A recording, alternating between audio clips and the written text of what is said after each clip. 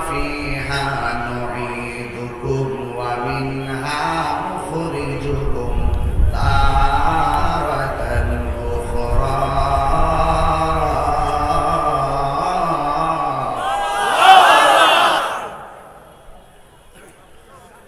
আল্লাহ রাব্বুল আলামিন বলেন এই মাটি থেকে তোমাদেরকে সৃষ্টি করা হয়েছে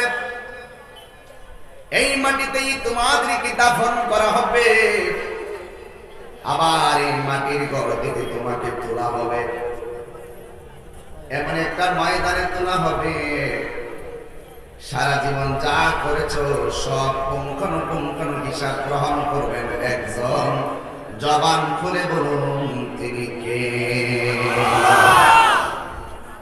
ঠিক কিনা বলুন আল্লাহ রাব্বুল আলামিন বলেন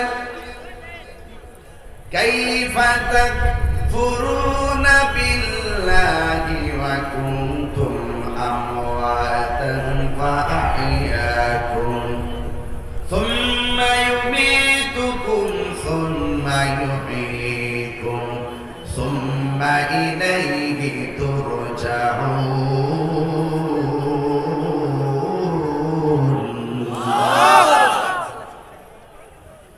কোরআন শরীফ বললে কি খারাপ লাগে নাকি কোন চাটা মারতাম হ্যাঁ ওই টান্ডি আছে না আগের টান্ডি কিন্তু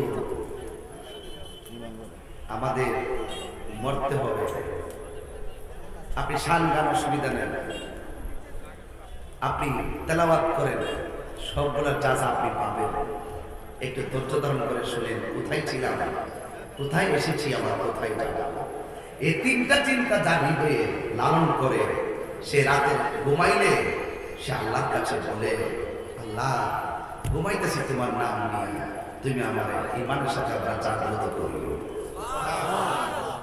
ঘুম তো একটা মরণের মতো এই জন্য আমার কসবাবাসী আপনারা অত্যন্ত ধর্মপ্রাণ মানুষ কসবাবাসী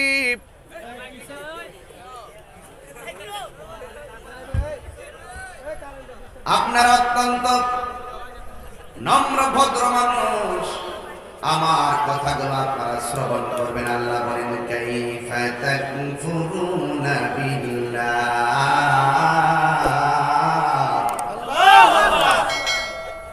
তোমরা কিভাবে আল্লাহকে অস্বীকার করছো ওয়া কুনতুম আমওয়াতান তোমরা ছিলে নিষ্প্রাণ ফাআহইয়াকুম অতঃপর তোমাদেরকে জীবন দেওয়া হয়েছে আপনারা বলেন নিষ্প্রাণ দেহের ভিতরে প্রাণ দেওয়ার মালিক কে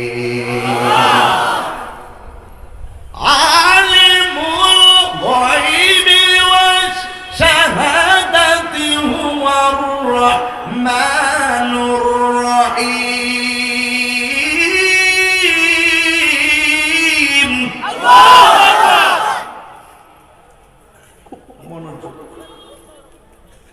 একটা সাউন্ড হবে না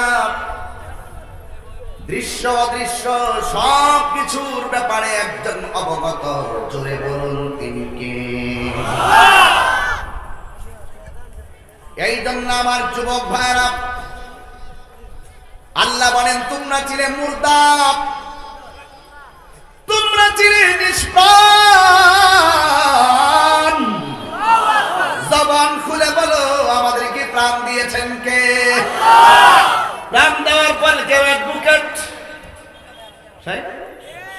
প্রাণ দেওয়ার পরে কেউ সভাপতি প্রাণ দেওয়ার পরে কেউ চেয়ারম্যান প্রাণ দেওয়ার পরে কেউ বক্তা প্রাণ দেওয়ার পর কেউ উপজেলা চেয়ারম্যান প্রাণ দেওয়ার পরে কেউ মন্ত্রী প্রাণ দেওয়ার পরে কেউ 10 তলা বিল্ডিং এর মালিক প্রাণ দেওয়ার পরে কেউ মাটির ঘরের মালিক প্রাণ দেওয়ার পরে কেউ টিনের ঘরের মালিক আল্লাহ বলেন তোর কিছু ছিল না তোর কিছু ছিল না আমি আল্লাহ সব দিয়েছি কিন্তু আমি আল্লাহ তোর সব একটা থাবার মাধ্যমে স্তব্ধ করে দেব সেটার নাম হইল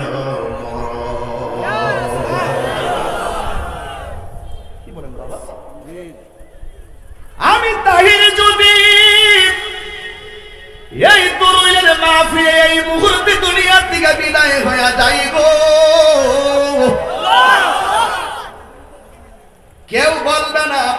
সাবরে দর, কেউ বলবে না তাহিরি সাবরে গাড়ি তুল, সবাই বলবে লাশের দর, লাশের গাড়ি তুল, লাশবাহী গাড়ি আন, বাড়িতে পাঠাইয়া দেখ।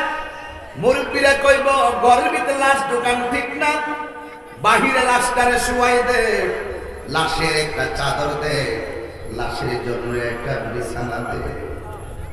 তল বিছনা নাই, কাঁথা নাই, একটা ছোট পাটির মধ্যে আমারে শুয়াই দিবে, শরীরে ঠেঙ্গার মতো নয়া যাইব। হাতগুলো এমন ভাবে শক্ত হইয়া যাইব, এ কসবার বাবারা শরীরের যত শক্তি আছে খোলা আকাশের নিচে গুনাহ মাফের আশায় আমার আল্লাহর দায়িত্বহীন চিন্তাটা ডাক দিয়া বলো না আল্লাহ।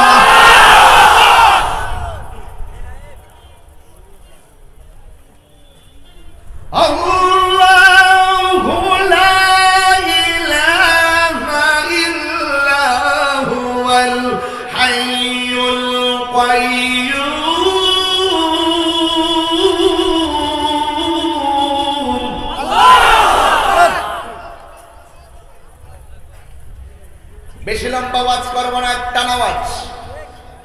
ওয়েদারটা যতটুকু আল্লাহ দিয়েছেন শুকরিয়া আদায় করি। যিনি ছিলেন তিনি আছেন, তিনি থাকবেন। জবান খুলে বলুন তিনি কে? আল্লাহ বলে তোরে আমি জীবন দিয়েছি, মরণ নামক খাওয়ার মাধ্যমে তোর বাহাদুরি শেষ। আমি আমার আব্বারে নিজের হাতে গোসল করেছি, আমি আমার আব্বারে নিজের হাতে কবরে নামাইছি। কবর থেকে ওঠার সময় দাড়িগুলো এমনি হাতে দিয়েইলাম, বুকের মধ্যে হাত ধরে মেসেজ করে দিয়েইলাম, যুবক একদিন আমিও তো এমন ভাবে খবরে চলে যাব। এখন যেমনে টান দেয় 1000 টাকা দিলেও আমার ভিতরে ওষুধের গাঁটটি ঢুকাইয়া দিল, আমি এমন জোরে টান দিতে পারবো না। এই জন্য ফুলের সৌরভ, মানুষের গৌরব চিরদিন থাকে না। যতদিন বাঁচবো আল্লাহ এবং নবী আদেশ অনুযায়ী চলার দরকার আছে না নাই? কত জানাজার পড়েছি নামাজ, দিয়েছি কত দাফন। জীবনে কাহার জানাজা নামাজ পড়ছেন? কে কে পড়ছেন জানাজা? হাত তুলুন তো দেখি।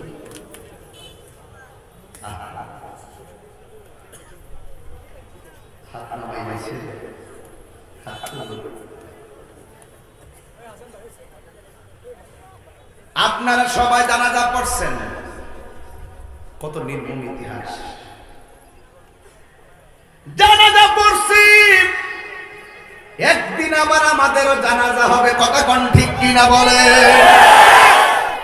একটু চিন্তা করে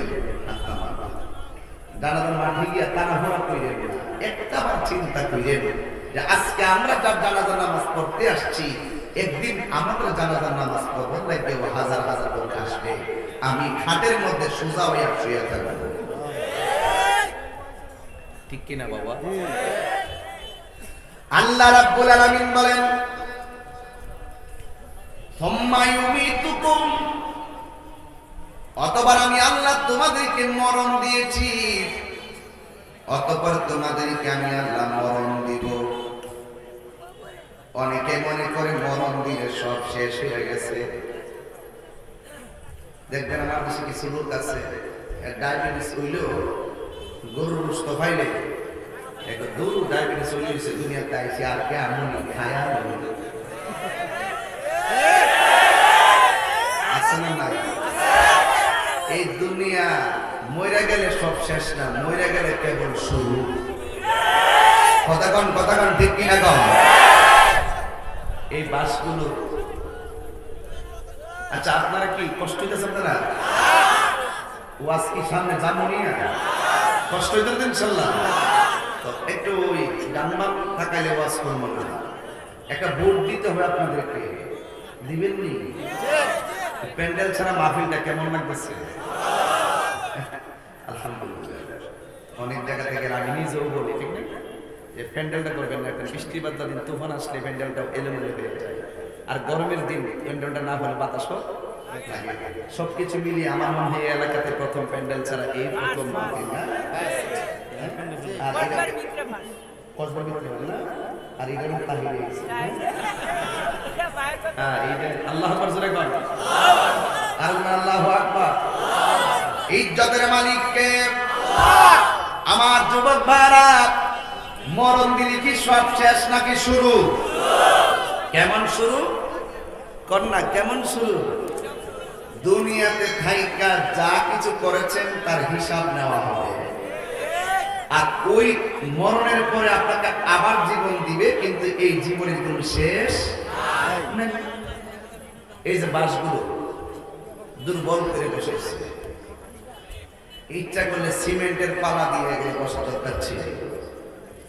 আমাকে বলবে হুজুর সিমেন্টের পাল্লা দিয়ে মুখে লেগে এটাতে একটু করে ভাঙি ফেলাম, এলাকে নরমাল করে দিয়েছি ক্ষণস্থায়ী। আল্লাহ কোরআনে কি কয়? খলিকাল ইনসান দাঈফা। আল্লাহকে আমি মানুষকে দুর্বল করে সৃষ্টি করছি, কেন? কুল্লু মান আলাইহা ফান, সব শেষ হয়ে যাবে, কেউ বাঁচবে না, কেউ আগে আর কেউ পরে। এটাই তো অনেক পোলাপান আছে একটু বাহাদুরি বেশি করে মোটরসাইকেল টান মারে, আওয়াজ আল্লাহ, এরকম আছে না ভাই?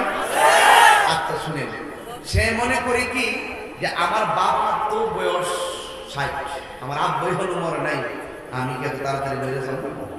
তার মানে বাবা আসে, এই ভাবটা আইবেন না। আমি গত শুক্রবারের আগের শুক্রবারে একটা জানাজা নামাজ করছি, তার বয়স মাত্র 3.5 বছর। কয় বছর? খেলাধুলা করে, হঠাৎ করে ঘুমের মধ্যে রেখে খিচুড়ি উঠছে, ঘরের মানুষ কেউ বলতে পারে না, তো সেই ছেলেটা ছোট্ট ছেলে মারা গেছে। জানাজার মাঠে দেখলাম তার আব্বা খুব কাঁদতেছে।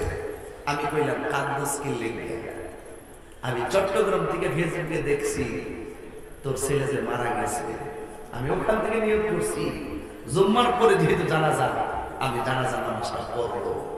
কেন জানেন? কারণ এই সমস্ত জানাজা পড়াও ভাগ্যের ব্যাপার। কারণ হাদিস শরীফের মধ্যে আছে, ছোট্ট বাচ্চাকে যখন কবরে দেওয়া হবে, তারা যখন প্রশ্ন করবে মা রব্বুকা, সে মুস্কি মুস্কি হাসবে, মামা দিনুকা, মুস্কি মুস্কি হাসবে, আর প্রশ্নের উত্তরগুলো পিছন দিক দিয়ে একটা ফেরেশতা দিয়ে দিবে। কিছু কথা আছে বলতে হয়, না বললে চলে না। আমার দেশের কিছু মুসল্লি দেখবেন জুমার দিন কিছু ছোট ছোট বাচ্চা মসজিদে যায় না? ছোট মানুষ পিছন দিক দিয়ে পুরা একটু কথাবার্তা বলে, কথাবার্তা বলার পরে কিছু বড় বড় ছাগল নিয়েছে না? প্রত্যেকটা মসজিদে এবং কিছু বড় ছাগল আছে।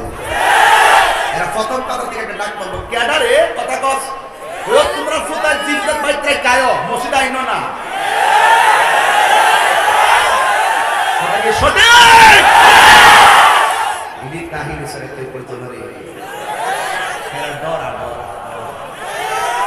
আমি তো ডাইরেক্ট কই আলাই, আমি কই ওই ফুলার কথা পিছন দিয়ে কেউ শুনছি না, আপনি বড় পাগলের কথা বলছে। আল্লাহ রাস্তা আপনি বন্ধ। ছোট বাচ্চা নামাজ পড়ে, আরে বেটা ছোট্ট বাচ্চা যদি বলি বাবু তুমি কথা বলো না, হ্যাঁ কথা বললে আল্লাহ তোমাকে শাস্তি দিবে, আল্লাহ পাবে, হ্যাঁ কথা বলে না। একবার দ্বিতীয় সপ্তাহ, তৃতীয় সপ্তাহ প্রয়োজন তারে বাচ্চাদের নিয়ে সাইড করে খারাপ করা। ছোট্ট বাচ্চা নামাজ পড়লে তার উপর নামাজ ফরজ হয়েছে, কিন্তু ছোট্ট বাচ্চা দেখবে কিছু কিছু, আমার বাচ্চার একটা বয়স, আমার ছেলে কিন্তু আছে আলহামদুলিল্লাহ একজন, আরেকটা মেয়ে আছে, ছেলের বয়স মাত্র 1 বছর 11 মাস, ওই দিন আর কি। তো এই ছেলে দেখছি এর আম্মার সাথে ওই দিন নামাজ পড়তেছে, এর আম্মা যখন নামাজ পড়তেছে তখন এই আমার বাপ ছেলেটাও এইভাবে কি করতেছে, সেজদার সময় সেজদা দিতেছে। কি এটা হাদিস শরীফে কি করে জানেননি? এই বাচ্চা কাচ্চার উপর নামাজ ফরজ না হইলো, এরা যে নামাজ পড়ে, এই নামাজের যে আপাপি করে কিছু না পড়লো, এরা তো ফেরেশতা, এদের সওয়াবটা বাচ্চার মা বাবা আমল করে দিবে। আরেকবার বাচ্চা তোমার নামাজ করলো,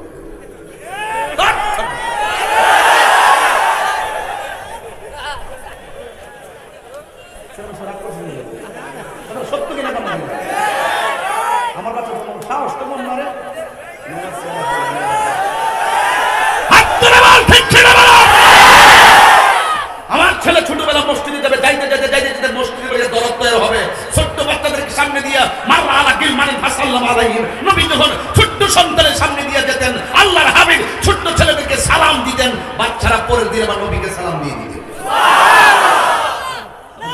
দুই নাতিকে নিয়ে যাইতেন, এটা দরকার আছে, এটা প্রত্যেকটা মসজিদে ছিল। আল্লাহু আকবার, নারায়ে রিসালাত, ইয়া রাসূলুল্লাহ, আসলে জানেন এই যে কান্না করে করে জানো আল হাদিসের আলো, করে করে জানো সত্য আছে ঠিকানায়, আমরা আছি সেখানে, কোরআন আছে ঠিকানায়, আমরা আছি সেখানে, সত্য দরবার সালাম জিন্দাবাদ, জিন্দাবাদ জিন্দাবাদ, নারায়ে তাকবীর, আল্লাহু আকবার। এটা কি মাইক না গলা? আল্লাহ তার গলার মধ্যে আরো বরকত দান করুন, আমিন। আর জোরে আমিন, আমিন। কসবাইলে আমি মনের মাধুরী বিষয়ে কথা বলবো, কারণ কসবাইল আমার এলাকা, ঠিক না বেটি? এই জন্য কষ্ট নিয়েন না, যে কথাগুলো বলছি কথাগুলো ফালাই দিয়ে না। বাচ্চাদেরকে আদর করে দেবেন, বাচ্চাদেরকে কি করেন? আদর করবেন, এদেরকে আদর করা সুন্নাতের রাসূল। যে চিৎকার করে কোন সুবহানাল্লাহ। কোথায় যেন গিয়েছিলাম? আল্লাহ রাব্বুল আলামিন সুম্মা ইউমিতুকুম, অতঃপর মরণ নামক থাবা দিয়া তোমার সব অস্তিত্ব বিলীন। কিন্তু অনেকে মনে করে মরে গেলে সব শেষ হয়ে গেছে। না রে না, আমার আল্লাহ এলান করে দিলেন সুম্মা ইউমিতুকুম, অতঃপর আমি আল্লাহ তোমাদেরকে জীবন দিব।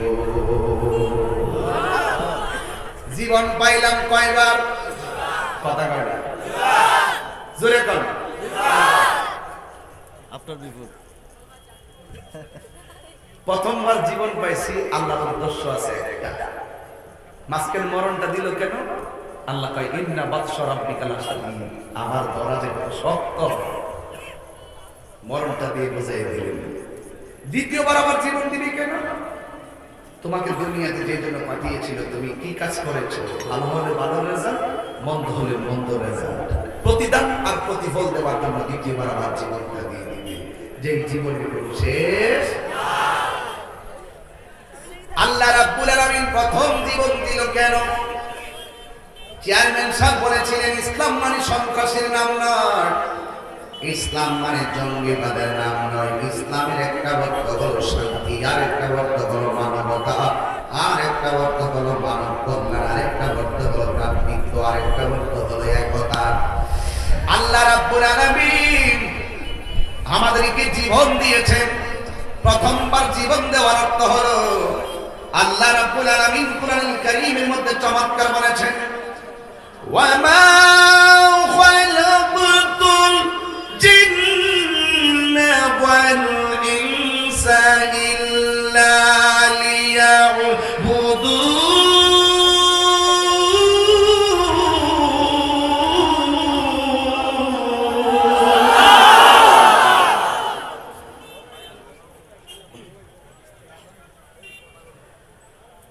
আমি মানুষ এবং জিন জাতিকে সৃষ্টি করেছি একমাত্র আমি আল্লাহর গোলামি করার জন্য। যেই পথে চললে আল্লাহ খুশি, আমার আল্লাহর হাবিব খুশি, ওই পথে চলার দরকার আছে না নাই? কথা পরিষ্কার। এখন আল্লাহর মরণ দেওয়ার পরে তোমরা কোথায় যাইবা?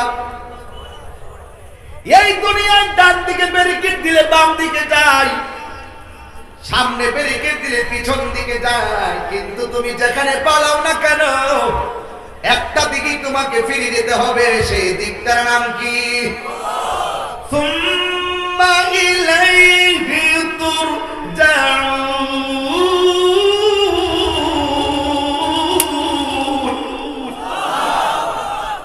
যিনি আমারে বানাইছে সে আল্লাহর দিকে আমাকে ফিরে যেতে হবে।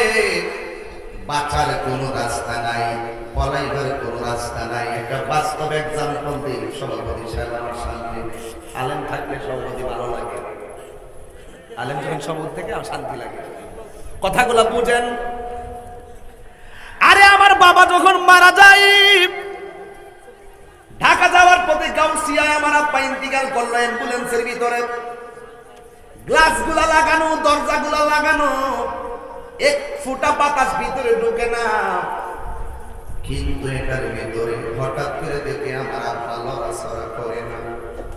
আম্মাকে পুত্রী তোর আব্বাকে চলে গেল নাকি, দইরা দেখে ঠিকই আমার আব্বা দুনিয়া থেকে বিদায় হয়ে গেল।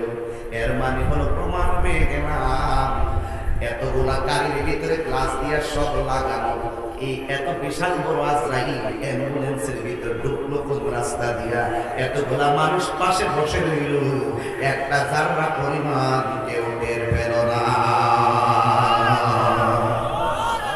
এই জন্য আমার আল্লাহ বলেন ওয়ামা তাদরি নাফসুন বিআইয়ি আরদিন তামুত।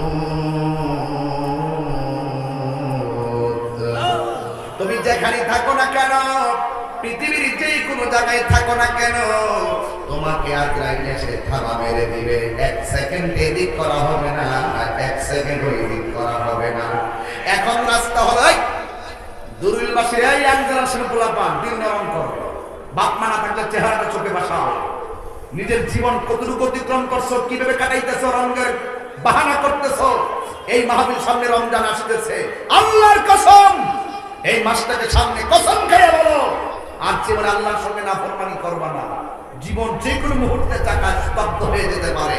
তোমার কি মনে নাই শাহপুর রাস্তা দিয়ে তিনটা বন্ধু একসঙ্গে মোটরসাইকেলে যাওয়ার সময় রোড অ্যাক্সিডেন্টে মারা গেছিল, কি মনে নাই?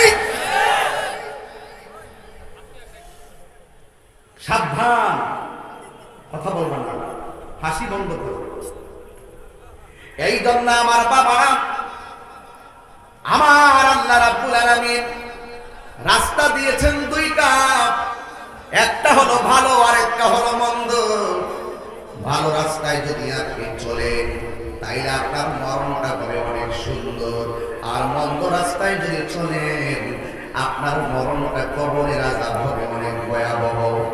যেমন আমার নবী আপনার নবী বলেন যেই ব্যক্তি ইমানদার হবে, ওই যে আল্লাহর কোরআন মা আতাকুমুর রাসূল ফাখুযুহু ওয়া মা নাহাকুম আনহু ফান্তাহু, আমার আল্লাহ রাব্বুল আলামিন যা কিছু কল্যাণকর বলেছেন তা তোমাদেরকে গ্রহণ করা লাগবে, আর যা তিনি নিষেধ করেছেন তা থেকে আমাদের দূরে থাকা লাগবে। জুড়ে বলেন ঠিক কিনা? এই জন্য কল্যাণকর যা কিছু কল্যাণকর যা পালন করলে আল্লাহ খুশি,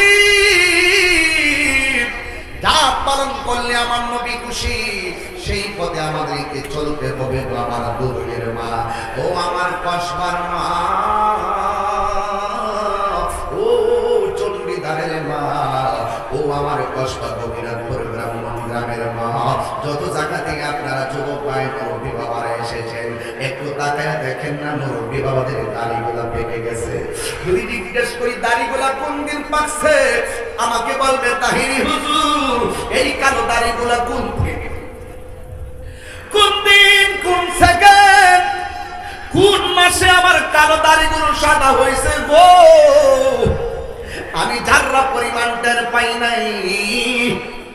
যদি বলি আগের মতন চোখে দেখেননি, মুরব্বী বলে আগের মতো আমি চোখে দেখি না, আগের মতো দৌড়তে পারেননি, মুরব্বী বলে আমি পারি না।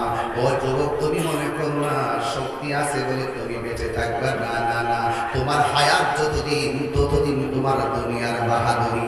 আমার নবী বলে যদি তুমি ইমানদার হও, তোমার ঘরের দরজায় দুরুল না, এই দুরুল ইমানদারের ঘরে দরজার মধ্যে আজরাইল আসবে, ইমানদার বিছানার মধ্যে এইভাবে শুয়ে থাকবে। ইমানদার যখন শুয়ে থাকবো, ওই আজরাইল ঘরের দরজার মধ্যে আইসা ইমানদারের একটা সালাম দিবে। সালামটা দেওয়ার পরে ইমানদারের মাথার চুলের কাছে আইসা আজরাইল আইসা বসবে। আজরাইলের বৈশা আজরাইলের যে আঙ্গুলগুলো চিরুনি বানাইয়া ইমানদারের ওই চুলের মধ্যে আশ্রয়িয়া দিবে, ইমানদারের চোখের মধ্যে একটা ঘুম ঘুম বার আসবে। ওই মুহূর্তে আজরাইলে ইমানদারের কানের কাছে মুখটা লাগাইবো, লাগাইয়া ডাক দিয়া বলবে আল্লাহর বান্দা, ও আল্লাহর বান্দা, আমি এসেছি কিছুক্ষণ পরে তোমার রূহটা কবজ করব, তোমার সময় শেষ হয়ে গেছে। এবার ইমানদার ডাক দিয়ে বলবে আজরাইল, ও আজরাইল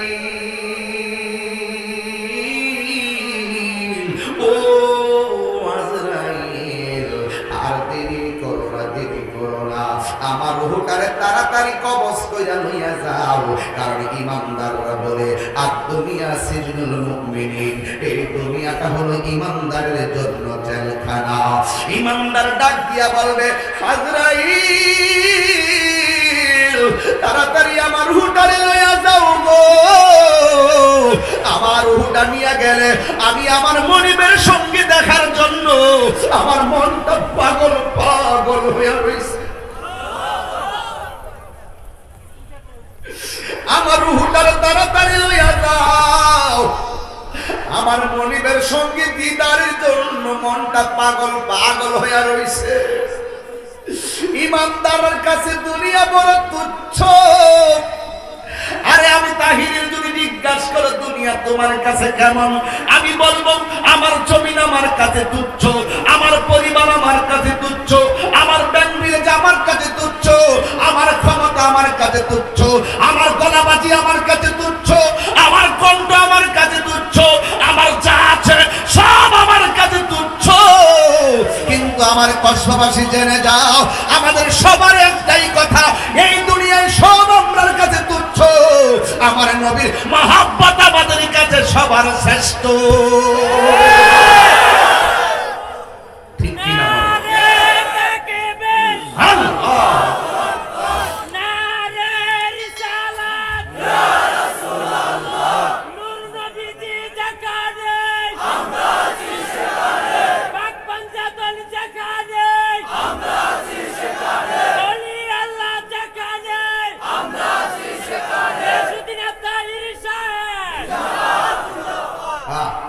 ছোট্ট একটা বাচ্চা কই ফুলাটা গজল গাইছে, আরেকজন ছেলে আমার সভাপতি সাহেবের ছেলে গজল গাইছে, হৃদয়টা কাইয়া করছে।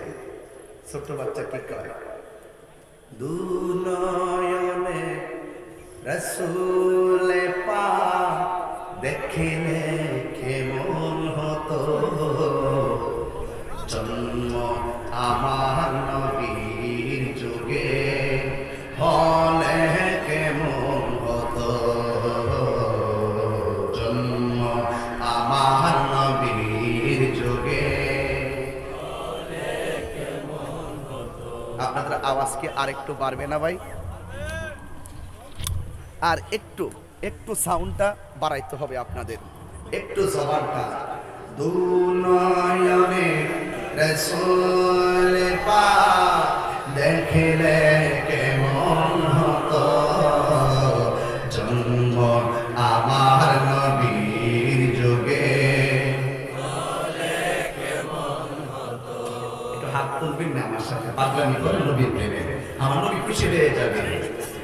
জন্ম আমার নবীর যুগে হলে কেমন হতো, মাশাআল্লাহ।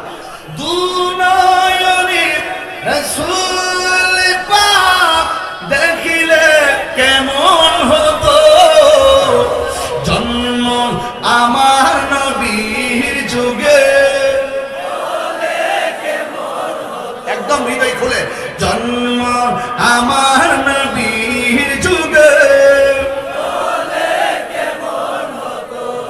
আশিত ভেসে হযরতে বেলালের মধুর আযান, সেই আযানে ছিল এত প্রেম মুগ্ধ রহমান, দয়াল নবীর পিছে নামাজ পড়লে কেমন হতো,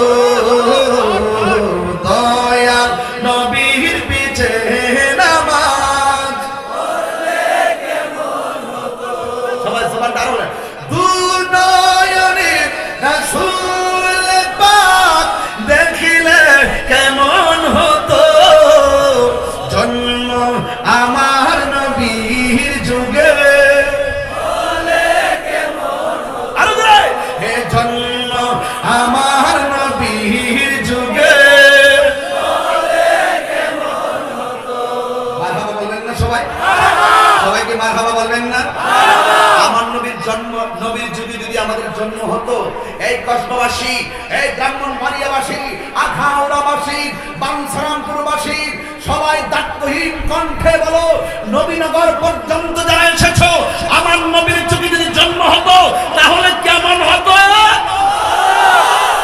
আপনাদেরকে বলে দিচ্ছি কেমন হতো। আমি তাহিরি পক্ষ থেকে এলান শোনো, আমার পক্ষ থেকে আমার মনের কথা শোনো।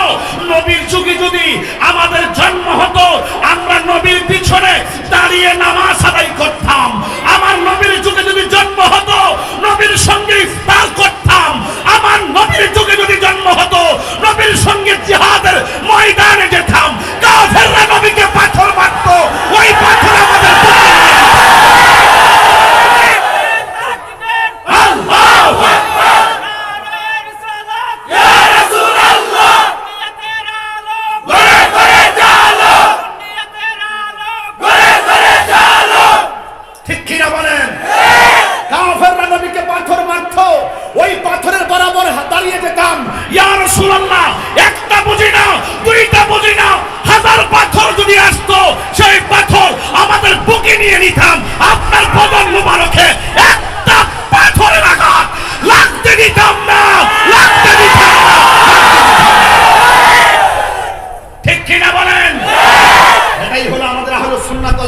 প্রেমিকদের মনের কথা। এটাই হলো আমাদের শেষ কথা, এটাই হলো আমাদের ইমানি কথা। জীবন দিব কিন্তু ইমান দিব। কোন নবীর কথা বলি শুনবেন, নীরব থাকেন, একটু নীরব থাকেন। কার কথা বলি? আল্লাহর কসম, আমার বাবা, আমার মা, আমাদের মন্ত্রী, আমাদের এমপি, আমাদের ভাই, আমাদের বন্ধু, আমাদের এই দুনিয়ার যত আপন আছে, একটা মানুষ কবরে যাবে না। ওই কবরে তুমি যাবে, তোমার ঈমানটা যদি তাজা থাকে, নেক আমল দিয়ে যদি তোমার জীবনটাকে সাজাতে পারো, আল্লাহর কসম, আল্লাহর কসম, তোমার কবরে আমার রাহমাতুল লিল আলামিন আপন হয়ে যাবে। আমি সেই প্রেমিকের কথা বলছি, এই জন্য আমি বরদাস্ত করতে পারি না। এছাড়া আমাকে সবাই বলে হুজুর এত হাম দাম করে ওয়াজ করবেন না, এত চিল্লা চিল্লি করে ওয়াজ করবেন না। অনেক স্ত্রীরা আসার আগেই বলে হুজুর কাউকে কিছু বলবেন না। আমি কাউকে কিছু বলি না, আমি রাতকে রাত বলি। আমি কাউকে কিছু বলি না, আমি দিনকে দিন বলি। আমি কাউকে কিছু বলি না, আমি নমরুদকে নমরুদা বলবই, ফেরাউনকে ফেরাউন্না বলবই। কথা বলুন ঠিক না বেঠিক? শুক্রকে শুক্র বললে যদি শুক্রের গায়ে আগুন লেগে যায়, তাহির কিছু করার নাই। গুস্কুরকে গুস্কুর বললে যদি তাদের আগুন লেগে যায়, তাহির কিছু করার নাই। নবীর দুশমনকে নবীর দুশমন বলবই। খুব কেয়ারফুল, হাসির খোরাক দিচ্ছি না। নিজের জীবন শেষ দিকে কখন প্রদীপ নিভে যায় বলা যায় না। অশনি সংকেত বহুত দেখতেছি, কিন্তু বাঁচতে হলে বাঁচার মতোই বাঁচতে হবে। ৫৫ জন নবী মিললে আমাকে ফতোয়া দিছে, ফুল দিয়া খালের তলা তোলাই দিছে।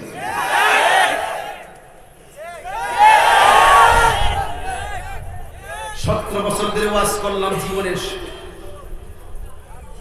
১৭ বছর ধরে শিরকের বিরুদ্ধে ওয়াজ করলাম, ১৭ বছর ধরে কুফরির বিরুদ্ধে ওয়াজ করলাম। আজকে ১৭ বছর পরে আমার আয়েশা ফতোয়া দেয়, ফতোয়া দিয়া এরাই হারাই গেছে।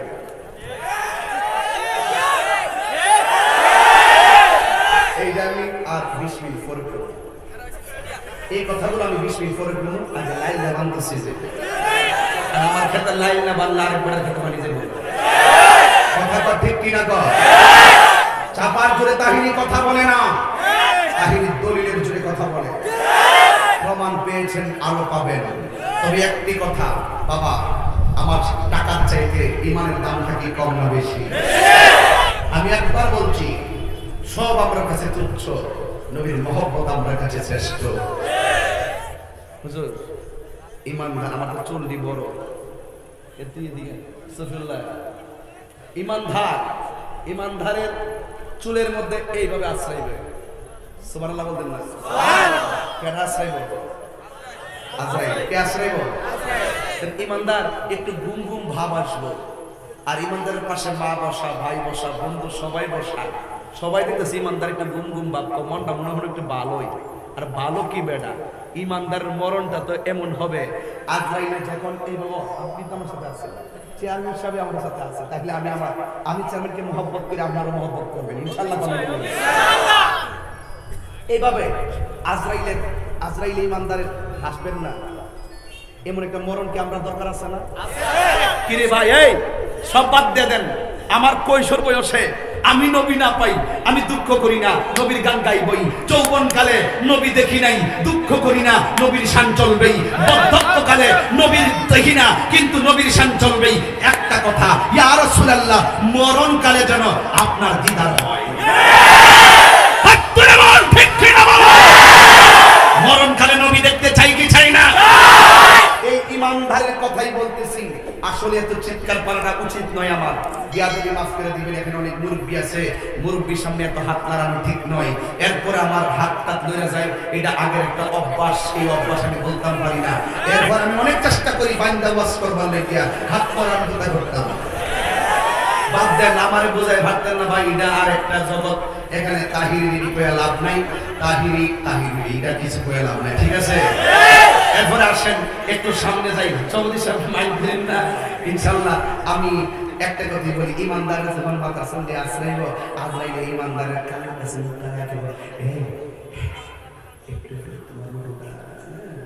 ইমানদার কইব দেরি করে লাভ নাই, তাড়াতাড়ি রুহুটা নিয়ে যান। এমনি আল্লাহ আরেকটা ফেরেশতা ডাক দিব, ওই আজরাইল গেছে গা দূরে, তুই বলিস কি লিখে, তুই তাড়াতাড়ি যা, তুই জান্নাত থেকে একটা কাফনের কাপড় ল, একটা কি কাপড় ল, একটা কাফনের কাপড় ল, আর একটা আতরের বোতল ল, লইয়া আতরটার কাফনের কাপড়ের মধ্যে দিয়ে দে, দিয়া এই আতরের এই কাফনটা লইয়া ইমানদারের কাছে তাড়াতাড়ি যা, একটু হরি ইমানদার রূহ কবজ দিব। তুই তাড়াতাড়ি যাইয়া আজরাইল যখন মাথার কাছে বইছে আর আফন বন্ধ ডাইনা ভাবে বই দিছে, একটা জায়গা খালি আছে, কোন জায়গাটা জানেন? এটা হইল দুইটা চোখের মাঝখানে। তুই যাইয়া দুইটা চোখের মাঝখানে দিয়া বল, ইমানদার ইমানদার খাবারটা কি দেখেন আল্লাহ কেমনে বানায়। এবার ইমানদারের এখানে এসে বৈশা এই কাপড়টারে নাকের কাছে লাগাইব। গ্রানটা কিটা সাধারণ গ্রান লাগানোর পরে আজরাইল রূহটা কবজ করব, আর ইমানদার এই গ্রানটা খানতেছে আস্তে আস্তে। ছোট্ট সন্তান মায়ের স্তন থেকে দুধ পান করলে যেমনি ঘুমায় যায়, টের পায় না। ওই আজরাইলে রূহটা নেওয়ার সময় ইমানদার যারা ফরমান টের পায়। রূহ নেওয়ার পরে কাফনের কাপড়টার ভিতরে এইভাবে রূহটা লয়, লইয়া আল্লাহ কাপড় দিয়ে বাড়াইছে, এটারে বাইন্ডিং কইরা রেশমির কাপড় দিয়া এটারে বাইন্ডিং কইরা এটারে লইয়া যাইব উপরের দিকে। আর এই দিক দিয়া দুরুলের লাশটারে বাইন্দা কবর ঢুকাইবার লাগিয়া আখাউড়ার দিকে যাইয়া কই থেকে আনে কাপড়ের কাপড় না কসবাতে দিয়ে পিটি আছে। হ্যাঁ, আমি তো আমরা গেছিলাম নাকি? হ্যাঁ হ্যাঁ, যাতে মার্কেটটা চলে যায়। তাহিরি কইলে তো বুঝেন এটা গ্রামার সবার আছে না? হ্যাঁ, তাহিরি কইলে গ্রামার সবার আছে না? এটা বহুত টেলার আমি নাম পেয়ে বলে দিয়েছি না? কোন জায়গা? যাক, আল্লাহ সব জায়গার ব্যবসায়ী দান দান করুক, আমিন করুন। কসবা একটা কথাই বলছি, আমি ব্রাহ্মণবাড়িয়ার সদর, আর এটা হলো কসবা। মাঝখানটা কি? এটা হলো ফাটিশনটা, ফাটিশনটা এটা হুমুদ্দ, এটা ফিলতর, খালা তো ভাই জাড়া তো ইলিত তো আগিতা। এবার আইন কথা কতই, কথা বানান জানারে বাবা, কথা কতই, কথা এমন কথা বের হয়ে গেলে আর ফিরে আনা যায় না। দুনু যেভাবে তীর যদি ছুটতে যায়, আর যদি বলে এই দনু এই তীর কি আমরা বাফ লাগাস আমার দিকে, আর আইবনি এই কথাও বাইরে গেলে না, আব্বাও বাইরে গেছে আমার আইব মুখের ভিতরে আইবনি। এই যে কয়েকটা জিনিস ফিরে আনা যায়। এবার বাবা একটু জানেন না, 1 ইঞ্চ লড়ন করতে পছন্দ হয়ে গেছে। আসলে এলাকার স্থানীয় প্রতিনিধি যারা গণ্যমান্য ব্যক্তি যারা, তাদের অনেক বুদ্ধির মাধ্যমে এই মাহফিলগুলো হয়। আমরা আলেমরা যারা, আমরা বক্তা, আমরা বুঝিয়ে দিই। এই জন্য আমরাও ওনাদেরকে দেখলে আমাদের ভালো লাগে। কথা ঠিক না? ঠিক। যাই হোক বাবা, আমার কই দিন গেছিলাম গা, লড়ে গেছে গা, কোথায় জানি গেল রেশমি কাপড়টা। এবার ওই দুরুলের যিনি মারা গেছেন তারা বাইন্ডিং করবার লাগে কে আনছে? কাপড়ের কাপড় আনছে। অবন্দরে একটা জবান বন্ধ রাখবেন না। কষ্ট হয়েছে নাকি? আবার একটা আজকে জিকির হইতো না ইনশাল্লাহ? ওই যে জিকিরটি একবার মনে আছে নি? কক্সবাজারে মাহফিলে ইসলাম বৃষ্টি আই বলছেন যে আজকে নিয়তটা করছিলাম, বৃষ্টি আইলাম যে এখন এই দিকে থেকে দেবেন না। একটা জবান বন্ধ রাখবেন না, জবানটা ছেড়ে বলেন ইয়া রাসূলুল্লাহ।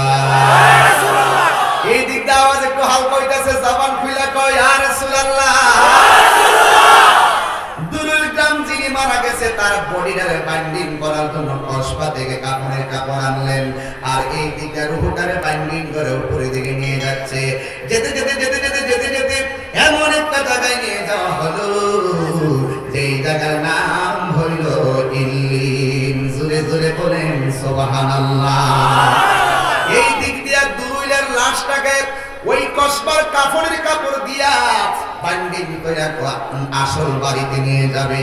আমার দুদুলের বাবারা জবানটা খুলে বলো, আসল ঘরের নাম কি বিল্ডিং না কবর? ওই কবরে যখন নামায়া দিব,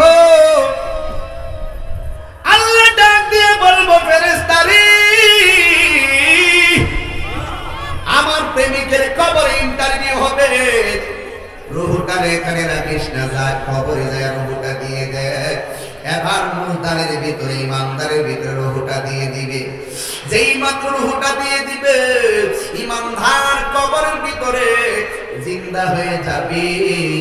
আমার নবী, আপনার নবী বলেন, এই কবরের ভিতরে জিন্দা হয়ে যাওয়ার পর ওই ইমানদার কবরের ভিতরে তার কানের মধ্যে আল্লাহ এমন একটা পাওয়ার দিবে, তার আপন জনরা যে কবরের উপরে হেঁটে হেঁটে বিদায় নিতেছেন, ওই তাদের পায়ের আওয়াজ ইমানদার কবরের ভিতরে থেকে শুনতে পারবে।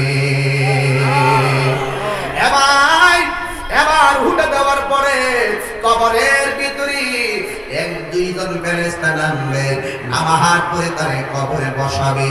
বসায় ইমানদারের সালাম দিব, প্রশ্ন করবে। 1 নম্বর প্রশ্ন, 2 নম্বর প্রশ্ন, 3 নম্বর প্রশ্ন। দুনিয়ার প্রশ্নপত্র আউট হয়ে গেলে পরীক্ষা হয় না, আর কবরের প্রশ্নগুলো আমার আল্লাহ আগে আউট করে দিলেন, কিন্তু মুখস্থ করে গেলে কবরের উত্তর দেওয়া যাবে না। ওই কবরের উত্তর দিতে হবে ঈমানের বদৌলতে। জোরে কোন ঠিক কিনা? এবার ইমানদারকে যখন কবরে নামাবে, এবার বসায়া প্রথম প্রশ্ন করবে, মার রব্বুকা, তোমার রবকে? ইমানদার বলবে, রব্বি আল্লাহ। 2 নম্বর প্রশ্ন, আমা দীনুকা, তোমার ধর্ম কি? সে বলবে, দীনি আল ইসলাম। ওয়া মা কুনতা তাকুলু ফি হাক্কি হাযার রাজুল, এই লোকটা সম্পর্কে তুমি কি ধারণা করতে? মান হাযার রাজুল, এই লোকটাকে?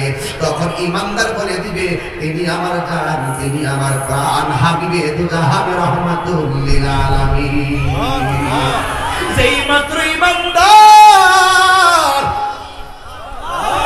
3টা প্রশ্নের উত্তর দিয়ে দিবে, এই পর্যন্ত আমরা ওয়াজগুলা করি, বাকিগুলো আমরা সময়ের কারণে করতে পারি না। এরপরে আমি মাঝে মাঝে কথাগুলো বলি, আপনারা অনেকে জানেন। ইমানদার যখন 3টা প্রশ্নের উত্তর দিয়া দিবে, আল্লাহ বলবে, ফেরেশতারা,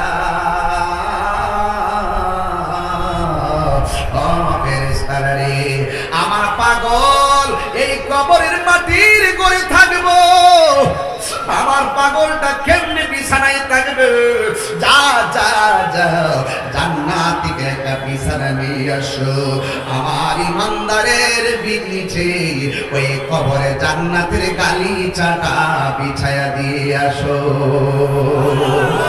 এবার আমার আল্লাহ জান্নাতি বিছানা যখন কবরে পাঠাবে, ওই বিছানাটা এত আরাম, তুলার মতন কবরে শেষ হয়ে যাবে। শুধুমাত্র তাই নয়, ও চেয়ারম্যান সাহেব, দেখেন মুক্ত হাওয়াটা আমাদের মুখে লাগলে কত আরাম লাগতেছে। একটা ঘুম ঘুম ভাব এসে গেছে, এখানে ঘুমাইলে 8 ঘন্টা ঘুমান যাবে, আরাম লাগতেছে। এই যে একটা বাতাস লাগতেছে, কত আরাম। আল্লাহ কয়, ও ফেরেশতা, আমার প্রেমিকের কবরের বরাবর জান্নাতি একটা হাওয়ার রাস্তা করে দে, আমার পাগল যেন আরামে ঘুমায়া যেতে পারে। জোরে জোরে কি সুবহানাল্লাহ বলবেন না?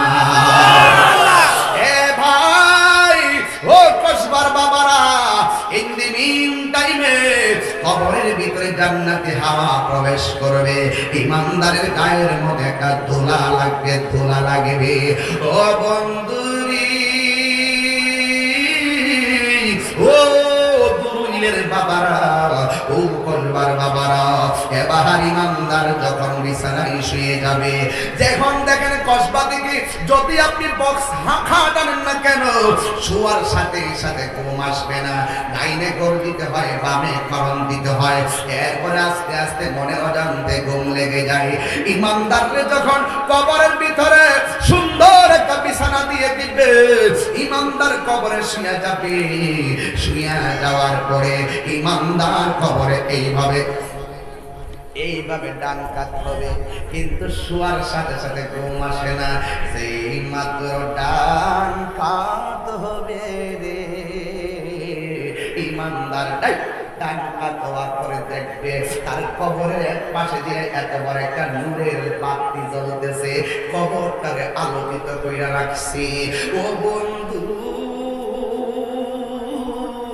ও বন্ধু রে, ইমানদার তখন আলোটারে ডাক দিয়ে বলবে, তুমি কে গো? আমার কবরের ভিতরে তুমি আলো দিতেছো। আলোর জবান খুলে যাবে, ওই আলোটা ডাক দিয়ে কয়, আমার তুমি চিনো না,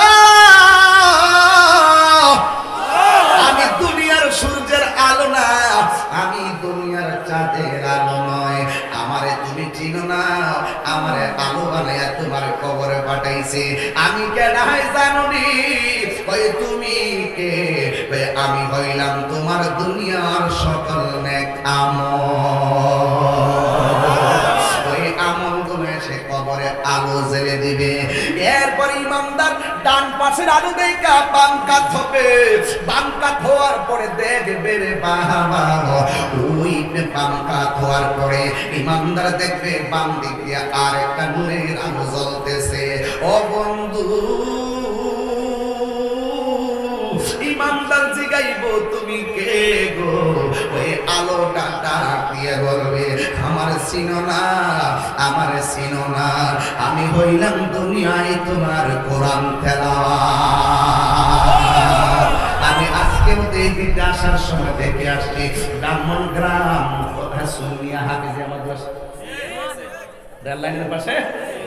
আমি দেখে মাদ্রাসায় উঠলাম, কোরআনের পাখিগুলো নিয়ে দাঁড়াইয়া কথা বললাম, তাদের জন্য দোয়া করলাম।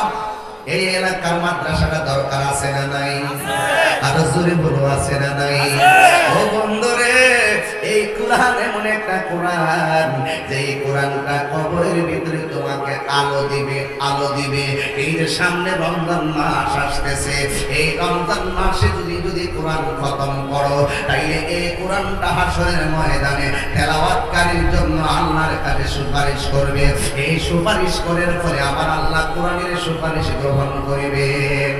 এই জন্য আমার বাবা কথাই কথা চলে আসে, এই জন্য যুবক, এই কোরআনটা কবরের মধ্যে আযাব দিবে, কবরের মধ্যে আলো দিবে।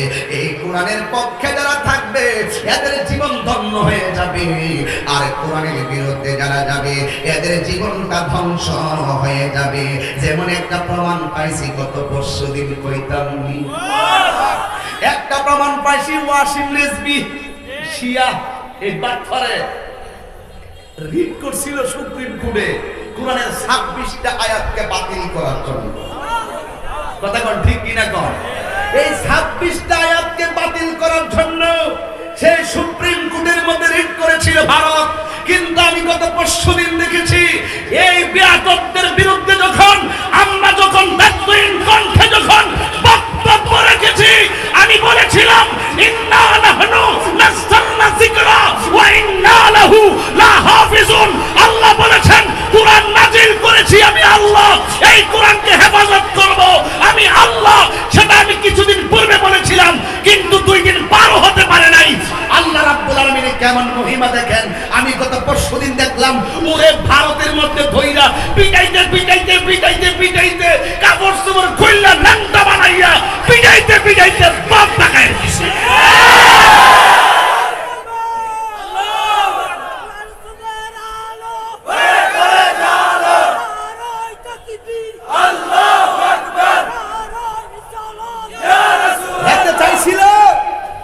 হেতে চাইছিল কোরআনুল কারীমের 26টা আয়াতকে তুলে দেওয়ার জন্য,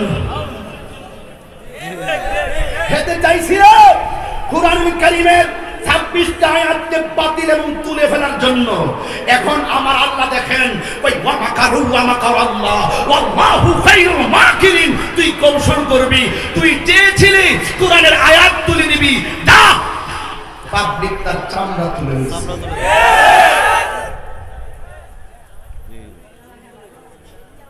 কি কোন মারতে মারতে একবার ল্যাংটা বানাইছে। আল্লাহ ভরা কি নরম না শক্ত? আল্লাহ নরম না শক্ত? এই জন্য আমরা যারা আছি মুসলমানরা আমাদের অস্ত্র কম থাকতে পারে, ইমানের হাওয়ার আছে না নাই? আর যখন আছে না নাই? এই জন্য আজকে দেখো না, আমেরিকা দেখো করোনা লাশের মিছিল, কানাডায় দেখো করোনা লাশের মিছিল, চীন দেখো করোনা লাশের মিছিল, অনেক জায়গায় লাশের মিছিল। এই পর্যন্ত আল্লাহ তাবারক তাআলা আমাদেরকে ওই লাশের সারি মিছিল থেকে এখনো পর্যন্ত হেফাজত করেছেন।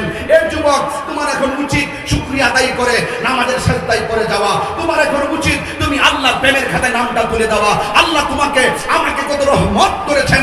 এই জন্য যুবক ভাইয়ের আমার, আল্লাহ যেন আমাদের সকলকে, এই বাংলাদেশের সকলকে, বিশ্বের সকল প্রাদুর্ভাব যা রয়েছে, আল্লাহ যেন করোনা ভাইরাস থেকে আমাদেরকে হেফাজত করেন। আমিন। আরো দেবেন আমিন।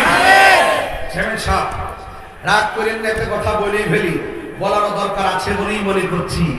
আমি অনেকগুলা রাষ্ট্রে যতটুকু আমি খবর নিয়েছি এবং আমি যতটুকু অভিজ্ঞতা অর্জন করেছি, আল্লাহ রহমতে আমি দেখেছি অন্যান্য রাষ্ট্রের ভিতরে সংখ্যালঘু মুসলমান যারা, যে কোনো রাষ্ট্রে মুসলমান যেখানে কম সেখানে মুসলমানরা নির্যাতিত হচ্ছে। কিন্তু আমার দেশটা একটু খেয়াল করে দেখেন, আমার দেশের ভিতরে সংখ্যালঘু হলো হিন্দু, খ্রিস্টান, বৌদ্ধরা। আমরা 94% উপরে মুসলমান, কিন্তু একমাত্র আমি দেখেছি সাম্প্রদায়িক সম্প্রীতিতে আমার বাংলাদেশের মতো এত চমৎকার দেশ আমি কোথাও পাই না। আজকে আমি যখন খাইতে বসছি, আপনারা ছিলেন না, খাবারের পরে আমি খাটে বসলাম, হুট করে দেখি দরজাটা 3-4 জন আসছে। আমার একজন বলতেছে ওরা কারা, ওরা সনাতন ধর্মের লোক, ওরা হিন্দু, আপনার সাথে দেখা করতে আসছে। ওরা এসে আমার সামনে মত বিনিময় করলেন। কিরে বাবা, দেখছো ওনারা ওনাদের উৎসব পালন করে, আমরা বাধা দেই না। আমরা আমাদের ধর্ম উৎসব পালন করি, আমরা বাধা দেই না। ইসলাম এমন একটা ধর্ম, যে ধর্ম মন্দির ভেঙে মসজিদ বানানোর পারমিশন দেয় না। জি ঠিক। এটি না কইলে বুঝবেন, আমার এটাকে সচেতন করতে হবে, আমাদের ধর্মটাকে স্পষ্ট করে দিতে হবে। অনেকে মিসগাইড করবে, আপনাদেরকে খেয়াল রাখবেন, সাবধান। আমাদের দ্বারা যেন ভিন্ন ধর্মী যারা তারা যেন কোনো জুলুমের শিকার না হয়, কারণ আমাদের ইসলাম এটা অ্যালাউ করে না। তোমার জন্য তোমার দিন, আমার জন্য আমার দিন। আমি চ্যালেঞ্জ করে বলতে পারি, আমার 32টা দাঁতের ভিতরে জিহ্বাটা যেমন নিরাপদ, আমার দেশের ভিতরে হিন্দু, খ্রিস্টান, বৌদ্ধরা তার চাইতে আরো বেশি নিরাপদ। জি জি জি অবশ্যই। কথা বলে না কেন? আমার মনে হয় ওয়ার্ল্ড হেলথ অর্গানাইজেশন বলেছিল, বিশ্ব স্বাস্থ্য সংস্থা বলেছিল বাংলাদেশে করোনায় 4 থেকে 5 লক্ষ লোক মারা যাবে, কিন্তু কোথায় আমি সেই তালিকা এখনো পাই নাই। আল্লাহ যেন আমাদের কেমন হয় গায়েবীভাবে যেন বাংলাদেশকে একটা রহমত করতেছেন।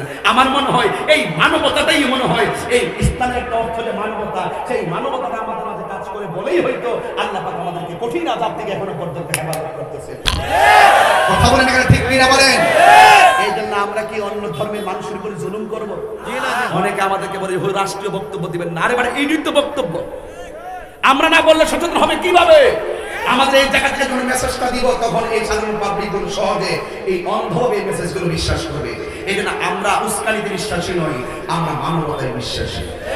কথা বলে ঠিক কিনা? চিড়ে কান নিয়ে গেছে, কানে হাত দিয়ে দেখবেন কানটা আছে কিনা, হুট করে দৌড় মাইলেন না, এটা সাবধান। কিন্তু আমরা অত্যন্ত শান্তিপ্রিয় মানুষ। তবে একটি কথা বলি, ইমানদারের দাম কি কম না বেশি? কথা কয় না, কম না বেশি? এই জন্য যুবক ভাইরা আমার, আমরা কবরে যাব ঈমান নিয়ে যেতে চাই। রাজি আছি না সবাই? ঈমান নিয়ে যেতে চাই, কারণ ঈমানের দাম কি কম না বেশি? এবার আসেন তো দেখি একটু বেঈমানের কথা বলি, গাঞ্জিটার কথা বলি একটু। হাসেন না, বিশ্বাস করবেন? আমি বলে দেবো একটা গোপন কথা আপনাদেরকে। আমার মুরিদ আসেনি বাংলাদেশে, কথা বলেন, আসেনি? মোটামুটি খারাপ না তো, ভক্ত আসেনি। অসংখ্য অভিভাবক বিচার দেয় তোদের ব্যাপারে, যে হুজুর আমার ছেলেটা নেশা করে। মানে অসংখ্য পিতামাতা মারাত্মক কষ্টে আছে, তুমি সন্তান নেশা করো দীক্ষা, তো তোমার মরণটা কেমনি একটু দেখো। আল্লাহ কইছে নেশাগ্রস্ত অবস্থায় নামাজের ধারে কাছে যায়ও না, লা তাকরাবুস সালাহ ওয়া আনতুম সুকারা। দিলটা নরম করো, আল্লাহর কসম করে বলি, দিলটা নরম করেন। জীবনে 2টা কাজ কখনো করবেন না। 1, নেশা করবেন না। আমাদের ওয়াজগুলো মনিটরিং হয়, জীবনে কোনোদিন নেশা করবেন না। 2, শাইন তোমার আব্বা তো অনেক নরম মানুষ, তোমার আম্মা অনেক নরম মানুষ, তাদের দোয়াই তোমার চাকরি হয়েছে। অনেক দোয়া করছে তোমার জন্য এবং চিন্তাও করছে বেশি। শত্রু ছিল, মায়ের দোয়ার কারণে শত্রু হয়ে গেছে। বুঝছো কি বলছি? একটা মানুষের দোয়া যদি তাহিরিকে বলো, কোরআন শরীফ আমি বলতাম, চেয়ারম্যান সাহেব বলতাম, ওনার জিজ্ঞেস করেন চেয়ারম্যান কেমনে হয়েছে, বলবে যে হুজুর আমার আব্বা আম্মা আমাকে দোয়া করছে, আমি চেয়ারম্যান হয়েছি। তোমার চাকরি কেমনে হইলো? আমার আব্বা আম্মা দোয়া করছে, চাকরি হয়েছে। আমার বলো কেমনে তোর আসছি, কি সফিউল্লাহ তুমি তো বাড়ি যাও, নিজে না খায় আর রোজা থাকতে আমার জন্য দোয়া করে, এটা আমার মা। আমি এই দোয়া নিয়ে চলি। আমি প্রমাণ পাইছি, এই যে বাবার সামনে উনার সন্তানটা গজলটা গাইছে, উনি তো বাবা, উনার হৃদয়ের ভিতরে একটা আনন্দের ঢেউ উঠছে, আমার ছেলে হাজার মানুষের সামনে গজলটা গাইতেছে। এই সন্তান যদি সুপ্রতিষ্ঠিত হওয়ার পরে আমি যদি আমার বাপ মাকে কষ্ট দেই, আল্লাহ সহ্য করবে না। ওয়াজ বহুত করছি। 1, নেশা করবা না। 2, বাপ মারে কখনো কষ্ট দিবা না। আজকে বাড়িতে যাওয়ার পরে যদি দেখো তোমার আব্বা নাই, তাদের আব্বা আম্মা কবরে আছে, আগামীকাল কি বার? এর চাইতে সুন্দর রাত কি আছে? একটা দোয়া কবুলের রাত। আমি বুঝলাম না কেমনে সব মিলে গেছে। আজকে একটা জুমার রাত, এটা দোয়া কবুলের রাত। এই রাত্রটা আমি আল্লাহর কসম করে বলি, বাপ মা যদি কবরে যায় থাকে, আগামীকাল জুম্মার পরে ওই বাপ মার কবরটা যায় জিয়ারত করবা। আমি কি করছি জানেন? সবে বরাতে আমার মসজিদের মুসল্লি আমি নিজে গুরুস্থানে লাইট লাগাইছি। লাইট লাগাইয়া মসজিদের সকল মুসল্লিদেরকে নিয়ে আমি গুরুস্থানে গেছি। আমার আব্বার রোজার পাশে দাঁড়াইয়া, মাঝখানে দাঁড়াইয়া আমি দোয়া করছি, সবাই লাইন ধরে দাঁড়িয়েছিল। এই মা বাপটা চলে গেলে বুঝবা, আর এই বাবা নামক বড় বৃক্ষটা এমন একটা গাছ, এটা ফল না দিল তোমার ছায়া দিয়া একদম আত্মর ল্যাংডা হয়ে যদি গড়ের কোন ফৈর থাকে, হাজার হাজার সমস্যা তোমার বাবার কারণে সমাধান হয়ে যাবে। কিন্তু বাপটা চলে যাওয়ার পরে কুল কিনারা বিছেরা পেতে না। আর মা নামক মমতার চাদর যার গায়ে নাই, তার মতন এমন এতিম কেউ নাই। আমি এখন বাড়িতে যাবো না। আমি যদি বাড়িতে যাই, আমার আব্বা যে খাটের মধ্যে ছিল, এই খাটটার দিকে তাকাইলে আমার আব্বার কথা মনে হয়। যাদের আব্বা আম্মা আছে এদের গায়ে লাগতো না। আমি হারাইছি, আমি বুঝি। আপনার নাই আব্বা আম্মা নাই। এই বাপ মা হারা সন্তান, আমি বাপ হারা সন্তান। আল্লাহর কসম করে বলে জীবনে কোনোদিন বাপ মার কষ্ট দিল না। আমি যখন বাড়িতে যাই, আমার আব্বার খাট দেখলেই আমার আব্বার কথা মনে হয়। আমার যে টেবিলটা আছে, টেবিলের ড্রয়ারের ভিতরে একটা কাফনের টুকরা আছে। এই কাপড়টা আব্বার কাফনটা লাগানোর পরে এই টুকরাটা আমি রেখে দিছি। আমি শরীর মধ্যে মেসেজ করি, মুখে মোর দিয়ে ঘর থেকে বাইর হই, বাপটা তো দেখি না, বাবার অতিরিক্ত কাপড়টাই যেন আমার স্মৃতি। আর আমি যখন বাড়িতে যাই, আব্বার খাটটা দেখে আমার আব্বার কথা মনে হয়। এই জন্য আমি এই সঙ্গীতটা সব মাহফিলে বলি বোঝার জন্য। দরজা বলবো ভাই, একটু মনটা কি নরম হবে না? আমরা কি বাপ মার খেদমত করবো না? দরজাটা খুলতে কে যাই ধুকা, মা বুঝি বলছে এনে নাকি খোকা। দরজাটা খুলতে কে যাই ধুকা, বাবা বুঝি বলছে এনে নাকি খোকা। বুকের ভেতরটা নড়ে চড়ে উঠে, চোখ বেয়ে জল নেমে আসে। শুধু মানে শুধু মানে শুধু বাবা নে, শুধু বাবা নে। এই সেই ঘর, এই সেই খাট, বিছানার পাশে আছে পানের বাটা, চশমাটা পরে আছে পাশে। শুধু বাবা নেই, শুধু বাবা নেই, শুধু বাবা নেই, শুধু বাবা নেই। জানি ফিরে পাব না হারানো তিথি বাবা শুধু তাহিরির প্রেমে বাঁধা স্মৃতি জানি ফিরে পাব না হারানো তিথি বাবা শুধু তাহিরির প্রেমে বাঁধা স্মৃতি বুকের ভেতরটা নড়ে চড়ে ওঠে চোখে বেয়ে জল নেমে আসে শুধু মানে শুধু বাবানে শুধু মানে শুধু বাবানে মাগো তোমার মতো লই না কেহ আমায় কোলে টানি আঁচল দিয়ে মুছে রাখি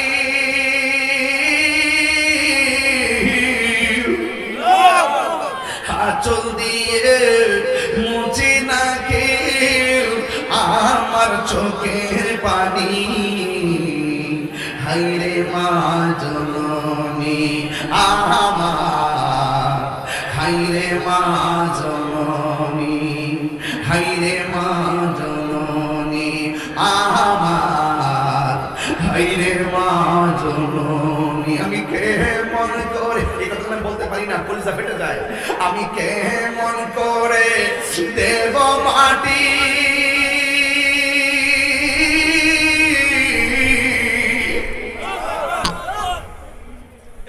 আমি কেমন করে দেব মাটি তোমার কবরে মা তুমি আমার আগে যেও না গোপরে মা তুমি আমার আগে যেও না গোপরে একটা জবান বন্ধ রাখে না দুইটা ঠোঁট লাগাইয়া দরদ নিয়া বলেন মা এ শর্মাইস না বাড়িতে যাইস না দোয়া কইরা যা মায়ের জন্য দুইটা ঠোঁট লাগাইয়া বলো মা ও মা গো অনেক কষ্ট দিয়েছি মা তোমারে ও বাবা অনেক কষ্ট দিয়েছি তোমারে আমার নবী বলেছেন রিদার রাব্বি ফি রিদাল ওয়ালিদাইন ও সাকাতুর রাব্বি ফি সাকাতিল ওয়ালিদাইন বাপ মারে ভালোবাসলে আল্লাহ সন্তুষ্ট বাপ মারে কষ্ট দিলে আমার আল্লাহ সন্তুষ্ট কিরে জানোস নি কারণ হানান আলা ওয়াহমিন এই দুনিয়াতে একটা মানুষ কষ্টের উপরে কষ্ট করে সেই মানুষটা তোর মা এখন বলবেন হুজুর মা কেমনে কষ্টের উপরে কষ্ট করে নাফরমান তুই বুঝোস না কেন তোর মার পেটে সন্তানটা নেওয়ার জন্য কত শোক করছে আল্লাহ তুমি আমার আতর হোক ল্যাংরা হোক বুবা হোক একটা সন্তান দাও এই মার পেটে সন্তান যাওয়ার পরে কোন রকম 3টা মাস পার হয়ে গেল একের পর এক সন্তানের অঙ্গ প্রত্যঙ্গ যখন আল্লাহ দেয় তখন তোর 5 মাস আর 7 মাস তখন মার কষ্টটা কি জানোস নি যখন তোর বয়স মাত্র মায়ের পেটে 5 মাস অথবা 6 মাস তোর মা রাতের বেলা ঘুমাইলো ঘুমের করে মা কাঁচা ঘুমের মধ্যে চলে গেল হঠাৎ করে মাগো মা আল্লাহ কইয়া ডাক দিয়ে চিৎকার মাইরা উঠলো আমার বাবা জিগাইছে কেন কান্দো তখন মার চোখের পানি ফেলে কান্না করে বলছিল না এমনিতেই কান্দি অথচ মা তুই যে লাঠি মারছস তোর লাঠির কথাটা সেই দিন তোর বাবার কাছে বলে নাই আজকে মা করে ধমক দিলে ওই মা করে ধমক দেওয়ার কারণে এই মারে তুমি ধমক পাইরা সর্দার নিয়া বিচার জমাও মা চোখের পানি ফালাইয়া কই ফুতরে জীবনে অনেক রাত আমার তল ফেলের মধ্যে লাঠি পাই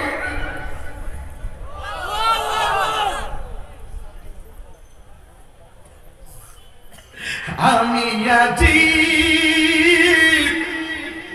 বড় একা হয়ে অশ্রুসিক্ত চোখে বাবা চলে গেছে বলে বাবা চলে গেছে যেতে নাহি দিব তবু যেতে দিতে হয় তবু চলে যায় বিধাতারি আমি আজি বড় একা হই অশ্রুসিক্ত। এই যুবক, তোর মা কিন্তু আর শুনতেছে। এমন অনেক সন্তান আছে যে এই সন্তান মারে কষ্ট দিয়ে তুই মা ফিলাইছস, আর তোর মা পর্দার আড়ালে বৈশা বৈশা তাহিরের বয়ান শুনিয়া চোখের পানি ফালাইয়া কাইন্দা কাইন্দা আল্লাহর এই মুহূর্তে কইতাছে, আল্লাহ আমার ফুত্তারে হেদায়েত করে দাও, ও আল্লাহ আমার ফুত্তারে হেদায়েত করে দাও। এ সন্তান যদি মারে কষ্ট দিয়া আমি তাহিরের কাছে মুড়ি দিয়ে আমার আব্বা আব্বা করো, তোমার মতো মুড়িদ আমার দরকার নাই। মারে কষ্ট দিয়ে আমার ওয়াজ শুনবার লেগে প্রথম কাতারাই আনন্দে ওয়াজ শুনবা, তোমার মতন শ্রোতা আমার দরকার নাই। কারণ মা বাবার দুয়ার কারণে অনেক সন্তান আল্লাহর ওলি হয়। আরে আমি কিন্তু বলতে পারি গর্ব কইরা, আমার চাইতে শুরু করো বাপ নাই, আমার চাইতে চিল্লাই না বাপ নাই। এতটুকু যতটুকু আইছে আমার আম্মার দুয়ার কারণে, মায়ের কান্দ যাবত জীব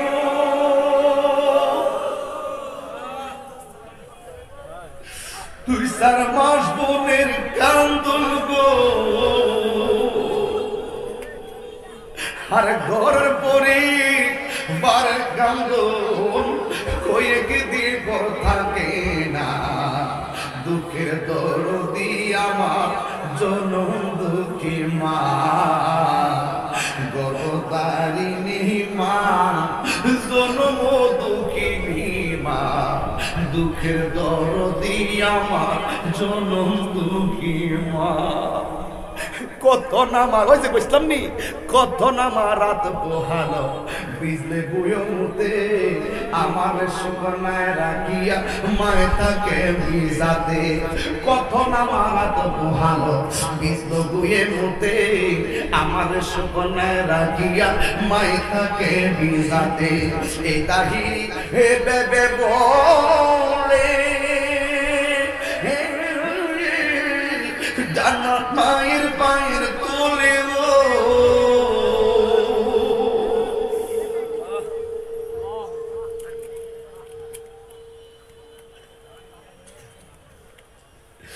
ওরে দেখ বুখারী হাদিস খুলে করছে নবী ঘোষণা, দুঃখের আল্লাহরে বুলাপান মার হাতের সেহরি রান্না খাইছে, এবার রমজানে মার হাতের সেহরি রান্না কপালে জুটবে না। বহুত সন্তান বাবারে ইফতার করছে, কিন্তু আজকে এবার রোজায় বাবার নিয়ে ইফতার হবে না, হবে না। এই যুবক, তোর পায়েদেরা বলি, তুই যদি আমি তাহিরকে একটা সেকেন্ডের জন্য ভালোবাসা থাকিস, আজকে দুরুলের মাহফিলে আল্লাহর কসম করে বলি, বাপ মার মনে আমরা আজ থেকে কষ্ট দিব না। জুড়ে কোন কষ্ট দিব না। বাপ মার কষ্ট দিলে আল্লাহকে খুশি না বেজা। যুবক পাইলে বলি, যুবক কাউকে খুশি করতে না। এই লোকটা বাপ নাই মা নাই, আমার আব্বা মিটারটা লাগাই গেছে, মিটারটা লাগাই গেছে, মিটারের বিল দিতাছি এখন। বাড়িওয়ালা নাই রে বাড়ি, নাই রে দুনিয়া, চোখেরই পলকে তুমি হতে পারো না। চোখেরই পলকে তুমি হতে পারো না, চিরতরে বন্ধ হবে তোমারই নিঃশ্বাস।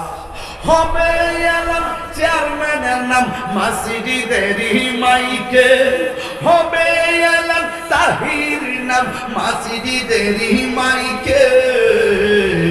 বাড়িওয়ালা নাই রে, নাই রে দুনিয়াতে, বাড়িওয়ালা নাই। এই মনে আসেনি বাবা, বিকালবেলা ক্রিকেট খেলতাম গেছি, সন্ধ্যাবেলা বাড়িতে হাত মুখ ধুয়ে পড়ার টেবিলে পড়তে বসছি। 9টার সময় কইছি আম্মা ভাত দাও, ক্ষুধা লাগছে। ভাত খাইলাম, ঘুমায় গেলাম। কিন্তু একটা কথা খেয়াল করো, যেই টাইমে তুমি খেলার মাঠে ছিল, ওই টাইমে তোমার বাবা বাজারে ছিল, পকেটে টাকা নাই, সন্ধ্যায় বাড়িতে আসবে, রাত্রে সন্তান ভাত চাইবে, টাকাটা কোথায় থেকে? ঋণ কইরা তোমার বাজার আইনা ঘরে ঢুকাইছে, একদিন না এইভাবে প্রতিদিন প্রতিদিন প্রতিদিন রক্তটারে ভানি ভানি করে ফেলাইছে। আর তোরে তোর বাবা ম্যাজিস্ট্রেট বানাইলো, তোরে তোর বাবা এমন শিক্ষা শিক্ষিত করলো, তুই ঢাকার 10 তলা বিল্ডিং এ থাকিস, কিন্তু তোর বাবা তাকে বৃদ্ধাশ্রমে তোর মতন কুলাঙ্গার সন্তান জন্ম দান করে। ঠিক কি না বলেন?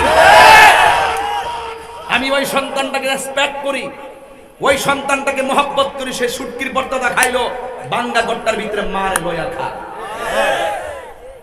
একবেলা কইছে না আমার ক্ষেতের মধ্যে বাড়ি, কেউ কইছি নিও? আমি তাহির ইচ্ছা করে ঢাকা থাকতে পারতাম না? কি থাকতে পারতাম না? কটুক্তি করছে আমার বাবার বিটা নিয়া, এই জন্য আমি তার সারি নাই। কথা কন, আরে কথা কন। আমি সারি নাই, আমার 100 বার বলে আমি রাগ করলাম, বলে আমার বাবার পিতৃ বিটা নিয়া বলছে, এই জন্য আমি তাকে ছাড়ার প্রশ্নই আসে না। আমি ওখানে থাকি কেন জানো? আমার আব্বা আম্মা আছে সেখানে। আমি গাদ্দার না, মা বাপরে এক জায়গায় ফালাই আমি যে 10 তলা বিল্ডিং ঘুমাবো। তোর কোটি বিল্ডিং এর চাইতে আমার মা বাবা আমার কাছে সবচেয়ে বড় প্রাসাদ। হাত তুলে বল, ঠিক কি না বলো? ঠিক। আমি যা বলছি বুঝতে পারতেছেন, এর চাইতে বেশি কিছু আমি বলতে পারবো না। তবে একটা কথা বলি, বাবা ইমানদার যারা, তাদের কবরে শান্তি হবে। বাবা আমার মনে হয় তাহিরি হুজুর যে ওয়াজ সাবস্ক্রাইব করছেন খুব হৃদয় বিদারক। আমি ওনাকে কিছু হাদিয়া দিয়েছি, সবার জন্য দোয়া করুন। আল্লাহ আসসালামু আলাইকুম। আল্লাহ আল্লাহ আল্লাহ দয়া করুন, আল্লাহ দয়া করুন।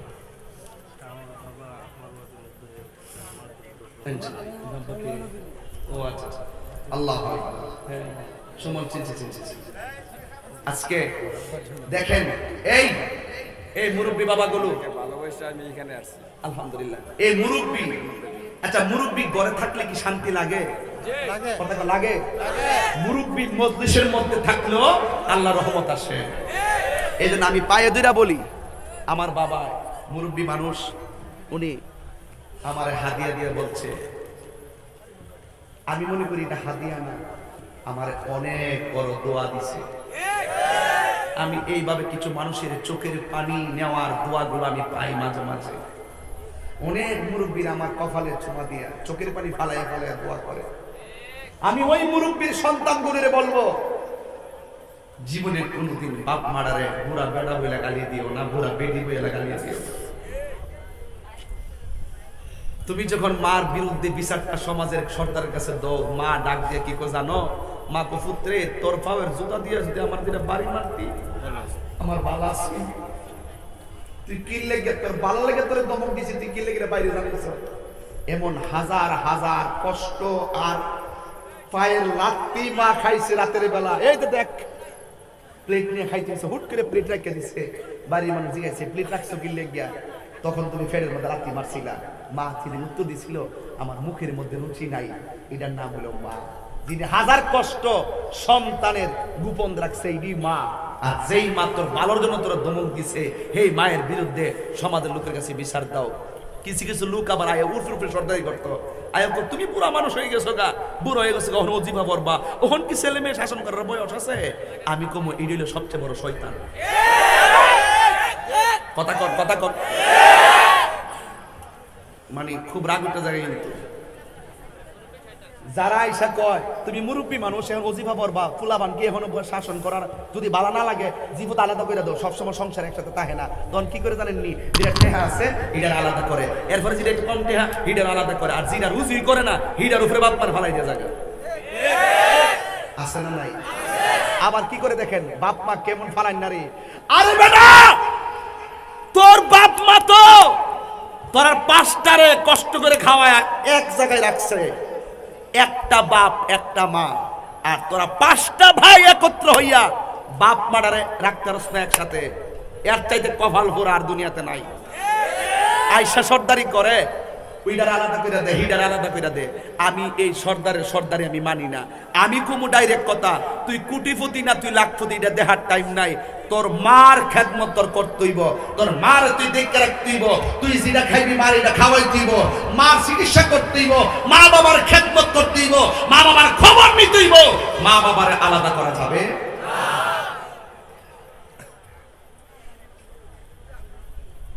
একটা মা 4টা ফুট 3টা জিরে একসাথে রাখলো, আর এরা 7টা মিললে মা বাপরে সেবা করতে পারে না।